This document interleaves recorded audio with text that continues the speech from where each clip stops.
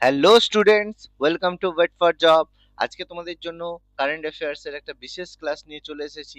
এটা আপকামিং যে WBP KP exam জন্য রয়েছে তার জন্য কিন্তু ভীষণ ভীষণ ভীষণ গুরুত্বপূর্ণ টপিক।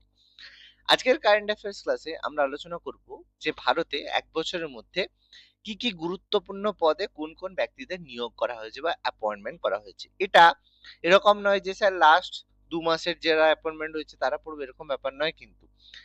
বিভিন্ন এক্সামে যে প্রশ্নগুলো আসে সেখানে কিন্তু রিসেন্ট 1 বছর, অনেক সময় 1.5 বছর বা 2 বছরের মধ্যে গুরুত্বপূর্ণ যেসব পদাধিকার ব্যক্তিদেরকে অ্যাপয়েন্ট করা হয়েছে তাদের প্রশ্ন কিন্তু পড়ে। তো সেক্ষেত্রে এই টপিকটা বা এই জিনিসগুলো কিন্তু খুবই গুরুত্বপূর্ণ হিসেবে মনে রাখতে হবে। যেমন ভারতের বর্তমানে রিজার্ভ ব্যাংকের গভর্নর কে রয়েছেন, বর্তমানে ফাইন্যান্স সেক্রেটারি কে রয়েছেন, বা ভারতের যে গুরুত্বপূর্ণ চিফ জাস্টিস অফ ইন্ডিয়া কে রয়েছেন, এরকম প্রশ্ন কিন্তু খুবই খুব গুরুত্বপূর্ণ রয়েছে। তাহলে আর দেরি না করে চলো আজকে শুরু করি। ভিডিওটা ভালো লাগলে ভিডিওটা একটা অবশ্যই লাইক দিও, আর আমাদের চ্যানেলে নতুন হলে চ্যানেলটা সাবস্ক্রাইব করতে ভুলো না।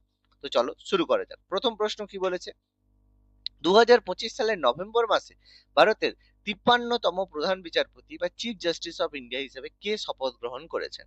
প্রত্যেকেই জানি যে সুপ্রিম কোর্টের যে প্রধান বিচারপতি হন তাকে আমরা চিফ জাস্টিস অফ ইন্ডিয়া বা ভারতের প্রধান বিচারপতি বলে থাকি। তো 53তম প্রধান বিচারপতি হিসেবে অ্যাপয়েন্টেড হয়েছে, চারটে অপশন রয়েছে: বিচারপতি সঞ্জীব খান্না, বিচারপতি সূর্যকান্ত, বিচারপতি B.R. গাভাই, আর বিচারপতি D.Y. চন্দ্রচূড়। তো চন্দ্রচূড় স্যার কিছুদিন আগেই রিটায়ার করেছেন আমরা জানি। তার জায়গায় Sanjiv Khanna chief justice of India হয়েছিলেন। পরবর্তী চিফ জাস্টিস অফ ইন্ডিয়া তাহলে কে হলেন? পরবর্তী সঞ্জীব খানের স্থলাভিষিক্ত হলেন বিচারপতি সূর্যকান্ত। মনে রাখবে, আর্টিকেল 125 এন্ড 24 124 নম্বর ধারা অনুযায়ী সুপ্রিম কোর্টের যে প্রধান বিচারপতিকে অ্যাপয়েন্ট করে থাকেন ভারতের রাষ্ট্রপতি। এটা একটা বিশেষ পদ্ধতি, কুলিজিয়াম পদ্ধতি, যার মাধ্যমে সুপ্রিম কোর্টের যে অন্যান্য বিচারপতিরা, যেসব সিনিয়র বিচারপতিরা রয়েছেন, তারা মিলিতভাবে একজনকে, তাদের যে সিনিয়র হন তাকে রাষ্ট্রপতির কাছে মনোনীত করে পাঠান যে তাকে যেন চিফ জাস্টিস অ্যাপয়েন্ট করা হয়।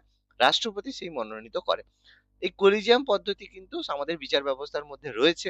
সেটা সুপ্রিম কোর্টের বিচারপতি থেকে শুরু করে বিচারপতির অ্যাপয়েন্টমেন্ট অথবা প্রধান বিচারপতির অ্যাপয়েন্টমেন্ট সবই কিন্তু এই কলিজিয়ামের মাধ্যমে হয়ে থাকে। যদি বিস্তারিত জানতে চাও কমেন্ট করো, বিচার ব্যবস্থার উপরে আমরা তোমাদের জন্য একটা বিশেষ ক্লাস নিয়ে আসবো। চলো পরবর্তী প্রশ্নে দেখা যাক। অক্টোবর 2025-এ সিআইএসএফ আমাদের নতুন ডিরেক্টর জেনারেল বা ডিজি হিসেবে কে রয়েছে? সিআইএসএফ সম্পর্কে আমরা জানি, আমাদের যে ডিফেন্সের জন্য রয়েছে সিআইএসএফ, তার ডিজি বা ডিরেক্টর জেনারেল কে হয়েছে? চারটে অপশন রয়েছে: মীনা সিং, প্রবীর রঞ্জন, শিলবর্ধন সিং এবং M.A. গণপতি। তো অবশ্যই বর্তমানে আমাদের সিআইএসএফ এর নতুন ডিরেক্টর জেনারেল হয়েছেন প্রবীর রঞ্জন। তো সিআইএসএফ হচ্ছে কেন্দ্রীয় শিল্প নিরাপত্তা বাহিনী, সেন্ট্রাল ইন্ডাস্ট্রিয়াল সিকিউরিটি ফোর্স রয়েছে সিআইএসএফ। আমরা জানি সিআইএসএফ এর বিভিন্ন ধরনের কাজে বিভিন্ন জায়গায় নিরাপত্তার জন্য এদেরকে পাঠানো হয়ে থাকে। পরবর্তী প্রশ্ন। পরবর্তী প্রশ্নে যাওয়ার আগে ওয়েট ফর জব থেকে তোমরা পাচ্ছ বিশেষ দুটো স্টাডি মেটেরিয়াল। একটা হচ্ছে বিষয়ভিত্তিক এমসিকিউ জিকে, আরেকটা হচ্ছে ম্যাথমেটিক্স এর অধ্যায় ভিত্তিক সমাধান। বিষয়ভিত্তিক এমসিকিউ জিকে বইতে তোমরা পাচ্ছ ইতিহাস, ভূগোল, বিজ্ঞান, রাষ্ট্রবিজ্ঞান, অর্থনীতি এবং সাধারণ জ্ঞানের MCQ with extra information. Mathematics বইতে তোমরা পাচ্ছ প্রত্যেকটা চ্যাপ্টারের এমসিকিউ পদ্ধতিতে সমাধান, যেগুলো বিভিন্ন শর্টকাট পদ্ধতিতে রয়েছে। এই বইগুলো পারচেজ করে নিও। তোমাদের জন্য নিচের দেওয়া হোয়াটসঅ্যাপ নাম্বার রয়েছে, সেখানে তোমরা যোগাযোগ করে নাও। মাত্র 250 টাকায় বাড়িতে বসে তোমরা ফ্রি হোম ডেলিভারি পেয়ে যাবে। এই বইয়ে যদি কোনো প্রশ্ন সংক্রান্ত ডাউট থাকে তাহলে অবশ্যই নিচে দেওয়া হোয়াটসঅ্যাপ নাম্বারে যোগাযোগ করো। আমরা সেক্ষেত্রে হোয়াটসঅ্যাপের মাধ্যমে তোমাদের সেই ডাউটটা ক্লিয়ার করে দেবো। ওকে, তাহলে আজকেই আমাদের সাথে যোগাযোগ করে নাও এবং ওয়েট ফর জব থেকে এই স্টাডি মেটেরিয়ালগুলো পারচেজ করে নাও। চলো পরবর্তী প্রশ্নে যাওয়া যাক। জামাইকার প্রধানমন্ত্রী হিসাবে 2025-এ কে শিরোনামে এসেছেন? জামাইকা একটা ক্যারিবিয়ান কান্ট্রি। তো তার প্রাইম মিনিস্টার হিসেবে কে অ্যাপয়েন্টেড হয়েছেন? চারটে অপশন রয়েছে: অ্যান্ড্রু হোলনেস, অপশন বি রয়েছে কেইল স্টারনাম, অপশন সি মিয়া মোটেলি, আর অপশন ডি ঋষি সোনাক। তো এক্ষেত্রে দেখো অ্যান্সার হবে অপশন এ, অ্যান্ড্রু হোলসেন। তিনি জামাইকার বর্তমান প্রধানমন্ত্রী। ঋষি সোনাক ইউকে মানে ব্রিটেনের প্রধানমন্ত্রী, তিনি ভারতীয় বংশোদ্ভূত রয়েছে। চলো পরবর্তী প্রশ্নে যাওয়া যাক। 2025 সালে প্রজাতন্ত্র দিবস, যা রিপাবলিক ডে 26শে জানুয়ারি, ভারতের প্রধান অতিথি কে ছিলেন? দেখো, রিপাবলিক ডে বা প্রজাতন্ত্র দিবসে ভারতের কিন্তু বিভিন্ন দেশের যে রাষ্ট্রনায়ক তাদেরকে কিন্তু ইনভাইট করা হয়ে থাকে। তো এবারে কে ছিলেন? চারটে অপশন রয়েছে। অপশন এ ইমানুয়েল ম্যাক্রো, ফ্রান্সের প্রধানমন্ত্রী ছিলেন। জো বাইডেন, আমেরিকার প্রেসিডেন্ট ছিলেন। প্রবোধো সুবিয়াতো, ইনি ইন্দোনেশিয়ার প্রধানমন্ত্রী রয়েছেন। এবং ঋষি সোনাক ইউকের প্রাইম মিনিস্টার রয়েছেন। তো এক্ষেত্রে ভারতের প্রধান অতিথি ছিলেন এবারে ইন্দোনেশিয়ার রাষ্ট্রপতি প্রবোধো সুবিয়াস্তো। মনে রাখবে যে 1950 সালে ভারত যখন স্বাধীন হয় তখনও কিন্তু প্রথম এখানে ইন্দোনেশিয়ার রাষ্ট্রপতি ভারতে এসেছিলেন। তো এক্সট্রা পয়েন্ট মনে রাখবে, ভারত এবং ইন্দোনেশিয়ার মধ্যে কূটনৈতিক সম্পর্ক স্থাপনের জন্যই এই সফর কিন্তু ভীষণ গুরুত্বপূর্ণ ছিল। পরবর্তী প্রশ্ন, জানুয়ারি 2025-এ মার্কিন যুক্তরাষ্ট্রের 47তম রাষ্ট্রপতি হিসাবে কে দায়িত্ব গ্রহণ করেছেন? দেখো, মার্কিন যুক্তরাষ্ট্রের রাষ্ট্রপতি হয়েছে, চারটে অপশন রয়েছে, Kamala Harris, Joe Biden, Donald Trump আর জেডি ভ্যান্স। তো মনে রাখবে, জো বাইডেন কিন্তু ভারতের রাষ্ট্রপতি ছিলেন। তো এবারের নির্বাচনের জন্য ডোনাল্ড ট্রাম্প দ্বিতীয়বার দাঁড়িয়েছিলেন এবং কমলা হ্যারিস তার অপোনেন্টে দাঁড়িয়েছিলেন। তো এই নির্বাচনে জয়ী হয়েছেন আমাদের ডোনাল্ড ট্রাম্প। তো ডোনাল্ড ট্রাম্প দ্বিতীয় মেয়াদের জন্য রাষ্ট্রপতি হয়েছেন। এরপরে তিনি কিন্তু আর কোনোবার রাষ্ট্রপতি হতে পারবেন না, কারণ রাষ্ট্রপতি হওয়ার জন্য আমেরিকাতে কেবলমাত্র দুজন রাষ্ট্রপতি হতে পারে, এর বেশি সম্ভব না। তো 20 জানুয়ারি 2025-এ তার ইনঅগ্রেশন সেরিমনি হয়েছে, সেটা আমরা দেখেছি। খুবই গুরুত্বপূর্ণ একটা ইনফরমেশন। আমাদের আমেরিকার কিন্তু কোনো কেউ দুবারের বেশি রাষ্ট্রপতি হতে পারেন না। পরবর্তী প্রশ্ন, ইসরোর বর্তমান চেয়ারম্যান কে হয়েছে? ইসরো আমাদের ইন্ডিয়ান স্পেস রিসার্চ অর্গানাইজেশন, তার বর্তমান চেয়ারম্যান রয়েছেন। চারটে অপশন রয়েছেন, S Somnath, option B V Narayan, option C K Sivan, option D P Veeramuthuvel. তো চারটে অপশন রয়েছে, তার মধ্যে অপশন হবে, উত্তর হবে অপশন বি ভি নারায়ণ। তিনি বিখ্যাত রকেট বিজ্ঞানী, তাকে ইসরোর চেয়ারম্যান হিসেবে অ্যাপয়েন্ট করা হয়েছে। মনে রাখবে, ইসরোর যে সদর দপ্তর বা হেডকোয়ার্টার ব্যাঙ্গালোরে রয়েছে, যারই কাছাকাছি এদিকে আমাদের অন্ধ্রপ্রদেশে রয়েছে Satish Dhawan space research centre. ইউপিএসসির নতুন চেয়ারম্যান হিসেবে কে শপথ গ্রহণ করেছেন? ইউপিএসসি আমাদের যে ইউনিয়ন পাবলিক সার্ভিস কমিশন, যেটা একটা কনস্টিটিউশনাল বডি, একটা সংবিধানের বডি, যার চেয়ারম্যানকে কিন্তু আমাদের ভারতের রাষ্ট্রপতি অ্যাপয়েন্ট করে থাকে। তো কে শপথ নিয়েছেন? চারটে অপশন রয়েছে, মনোজ সোনি, প্রীতি সুদান, অজয় কুমার আর রাজীব গৌড়া। তো এর মধ্যে অবশ্যই সঠিক উত্তর হবে অজয় কুমার। তিনি ভারতের একজন প্রাক্তন আইএএস অফিসার এবং প্রতিরক্ষা সচিব ছিলেন। আর্টিকেল 315 থেকে 323-এর মধ্যে ইউপিএসসি গঠন করা রয়েছে এবং এটা কিন্তু একটা কনস্টিটিউশনাল বডি বা সাংবিধানিক বিষয়। অর্থাৎ ইউপিএসসি থেকে যে অ্যাপয়েন্টমেন্ট গুলো হয়ে থাকে সেগুলো কিন্তু প্রকৃতভাবে সরকারি চাকরি হয়ে থাকে।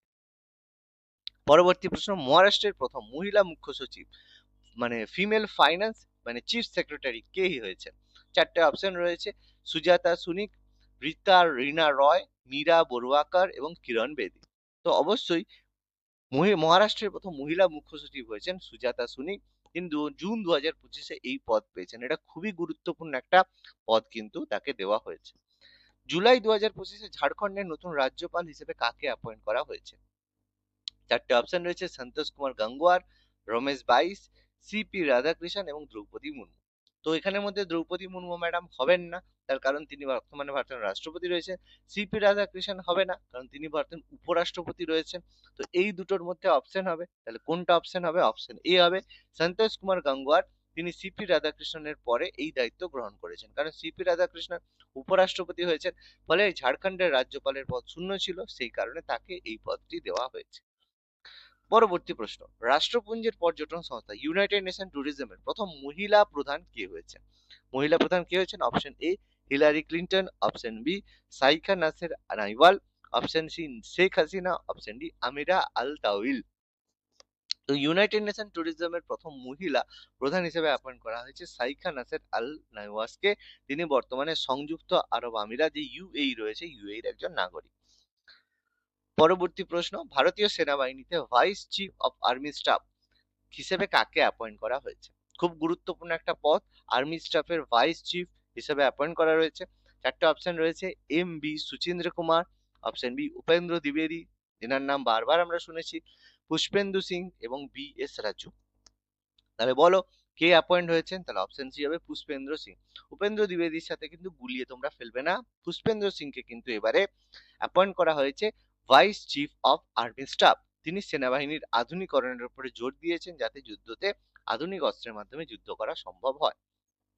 2025 সালে Indira Gandhi national open university যে ইগনু, তার প্রথম মহিলা উপাচার্য বা ভাইস চ্যান্সেলর ভিসি কে হয়েছেন? চারটে অপশন রয়েছে, নাজমা আক্তার, শান্তিশ্রী ধূপপুরি, উমা কাঞ্জিলাল এবং অন্নপূর্ণা মিশ্র। তো অবশ্যই অপশন সি হবে উত্তর, উমা কাঞ্জিলাল। তিনি এই ঐতিহাসিক দায়িত্ব ইন্দিরা গান্ধী ন্যাশনাল ওপেন ইউনিভার্সিটির তাকে মহিলা উপাচার্য বা ভাইস চ্যান্সেলর হিসেবে অ্যাপয়েন্ট করা হয়েছে। বর্তমানে আরবিআই 26তম গভর্নর কে? প্রত্যেকেই হয়তো জানাটা উচিত, কারণ রিজার্ভ ব্যাংকে প্রত্যেকের নোটে তার সিগনেচার রয়েছে। তো স্বাভাবিকভাবে প্রত্যেকেই আমরা টাকা তো ব্যবহার করেই থাকি। তো চারটে অপশন রয়েছে, শক্তিকান্ত দাস, তিনি অলরেডি ছিলেন আমরা জানি, এখন নেই। উর্জিত প্যাটেল, তিনিও ছিলেন, তিনি বর্তমানে নেই। সঞ্জয় মালহোত্রা আর ডি সুব্বারাও। তো মনে রাখবে সঞ্জয় মালহোত্রাকে কিন্তু ডিসেম্বর 2024-এর শেষে 2025 সালে গভর্নর হিসেবে অ্যাপয়েন্ট করা হয়েছে। তিনি বর্তমানে এখনো কিন্তু এই পদে রয়েছেন, রিজার্ভ ব্যাংক অফ ইন্ডিয়া বা আরবিআই এর। এনসিসি ন্যাশনাল ক্যাডেট কোরের 35তম ডিজি কে? চারটে অপশন রয়েছে, গুরবীর পাল সিং, বীরেন্দ্র ভাটস, রাজীব চোপড়া, তরুণ কুমার আইচ। তো ন্যাশনাল ক্যাডেট কোর বা এনসিসি ডিজি হিসেবে অ্যাপয়েন্ট করা রয়েছে অপশন বি, বীরেন্দ্র ভাটসকে। তিনি 2025 থেকে এই দায়িত্ব পালন করছে। এনসিসির যে ট্যাগ লাইন বা নীতি বাক্য হচ্ছে ইউনিটি অ্যান্ড ডিসিপ্লিন, খুবই এটা প্রয়োজনীয় কিন্তু প্রত্যেকের জন্য। Rail Vikas Nigam limited RVNL এর সিএমডি হিসেবে কাকে অ্যাপয়েন্ট করা রয়েছে? তো চারটে অপশন রয়েছে, শিবচরণ জৈন, অশ্বিনী লোহানি, বিনয় কুমার ত্রিপাঠী আর জয়া বর্মা সিনহা। তো অবশ্যই আরভিএনএল এর সিএমডি হিসেবে অ্যাপয়েন্ট করা রয়েছে অপশন এ, শিবচরণ জৈনকে, যাকে 2025 সেপ্টেম্বর মাসে অ্যাপয়েন্ট করা হয়েছিল। দিল্লির নতুন মুখ্য সচিব, দিল্লির নতুন চিফ সেক্রেটারি কাকে অ্যাপয়েন্ট করা হয়েছে? চারটে অপশন রয়েছে, নরেশ কুমার, ধর্মেন্দ্র, রাজীব শর্মা এবং অশ্বিনী কুমার। তো অবশ্যই ভীষণ ফেমাস অপশন সি, রাজীব শর্মাকে অ্যাপয়েন্ট করা হয়েছে দিল্লির নতুন মুখ্য সচিব বা চিফ সেক্রেটারি হিসেবে। Bureau of Indian Standard BIS এর ডিজি হিসেবে কাকে অ্যাপয়েন্ট করা রয়েছে? চারটে অপশন রয়েছে, প্রমোদ কুমার তিওয়ারি, সঞ্জয় গর্গ, রোহিত সিং এবং সুরিনা রাজন। তো বিআইএস বা ব্যুরো অফ ইন্ডিয়ান স্ট্যান্ডার্ডস এর ডিজি হিসেবে অ্যাপয়েন্ট করা রয়েছে সঞ্জয় গর্গকে। 2025 নভেম্বরে তাকে অ্যাপয়েন্টমেন্ট করা হয়েছিল। পরবর্তী প্রশ্ন, নিউ ইয়র্ক সিটির মেয়র পদে নির্বাচিত হয়েছেন কে? চারটে অপশন রয়েছে, Eric Adamas, Zohran Mamdani, Andrew Cuomo এবং বিও দে ব্লাসিস। তো অবশ্যই নিউ ইয়র্ক সিটির মেয়র পদে অ্যাপয়েন্ট করা হয়েছে জোহরান মামদানিকে। কেন হঠাৎ করে নিউ ইয়র্কের মেয়রের কথা আমরা জানবো, কারণ তিনি ভারতীয় বংশোদ্ভূত একজন ব্যক্তি। ভারতীয় বংশোদ্ভূত কি, ভারতের অনেক নাগরিকরা রয়েছে যারা বিভিন্ন কর্মসূত্রে বা তাদের পিতামাতার কারণে তাদেরকে ভারতের বাইরে যেতে হয়েছে, বা ভারতে তারা বসবাস, ভারতের বাইরে তারা কিন্তু বিভিন্ন দেশে থাকেন, কিন্তু তারা ভারতে প্রচন্ড বিনিয়োগ করে বা ইনভেস্টমেন্ট করে, অর্থাৎ তাদের একটা রুট ইন্ডিয়ান হিসেবে রয়েছে। সেই কারণে তারা ভারতে বারবার আসেন এবং ভারতে ডেভেলপমেন্টে তারা কিন্তু গুরুত্বপূর্ণ অবদান রাখেন। সেই জন্য তাদের ভারতীয় বংশোদ্ভূত রয়েছে। তোমরা কমেন্ট করে জানাও কোন কোন দেশের নাগরিক, কোন কোন দেশে যদি ভারতীয়রা গিয়ে থাকে তাহলে ভারতীয় বংশোদ্ভূত হিসেবে তাদেরকে গণ্য করা হবে না। অনেকগুলো দেশ রয়েছে, আমি দুটো দেশের নাম বলছি, একটা হচ্ছে পাকিস্তান, একটা হচ্ছে বাংলাদেশ। বাকি কোন কোন দেশ রয়েছে তোমরা কমেন্ট করে জানাও। পরবর্তী প্রশ্ন, জুন 2025-এ ইন্টেলিজেন্স ব্যুরো আইবি ডিরেক্টর হিসেবে কার মেয়াদ বৃদ্ধি করা হয়েছে? Option A, Samant Goel, option B, Tapan Kumar Deka, option C, Arvind Kumar, option D, Rajiv Jain. তো আইবি ডিরেক্টর হিসেবে অ্যাপয়েন্ট করা হয়েছে তপন কুমার ডেকাকে, তার মেয়াদ জুন 26 পর্যন্ত বাড়ানো হয়েছে। আজকের লাস্ট প্রশ্ন, 2025 সালে যুক্তরাষ্ট্রের উপপ্রধানমন্ত্রী কাকে অ্যাপয়েন্ট করা রয়েছে? Option A, Rishi Sunak, option B, জেমেরি Hunt, option C, Angela Rayner আর অপশন ডি, ডেভিড ল্যামি। তো আমরা জানি ঋষি সুনাক ভারতের প্রধানমন্ত্রী হিসেবে রয়েছেন, তো ডেভিড ল্যামিকে তার উপপ্রধানমন্ত্রী হিসেবে অ্যাপয়েন্ট করা রয়েছে। তিনি বিচার সচিবের দায়িত্ব পালন করেছেন। বর্তমানে যুক্তরাষ্ট্রের অর্থনৈতিক অবস্থা ভীষণ খারাপ হওয়ার কারণে অলরেডি তিনবার তিনবার তৃতীয়বার প্রধানমন্ত্রী পরিবর্তন হয়েছে একই সরকারের মধ্যে। তো এটা আরেকটা যুগান্তকারী সিদ্ধান্ত, যেখানে উপপ্রধানমন্ত্রী বা ডেপুটি প্রাইম মিনিস্টারও যুক্তরাষ্ট্রকে অ্যাড করতে হয়েছে। তো আজকের ক্লাসটা কেমন লাগলো তোমরা অবশ্যই কমেন্ট করে জানিও, এবং এই ধরনের যদি আরো ক্লাস তোমরা অ্যাটেন্ড করতে চাও তাহলে অবশ্যই আমাদের চ্যানেল ওয়েট ফর জবকে সাবস্ক্রাইব করতে ভুলো না। আর ভিডিওটা ভালো লাগলে অবশ্যই একটা লাইক দিও। ধন্যবাদ।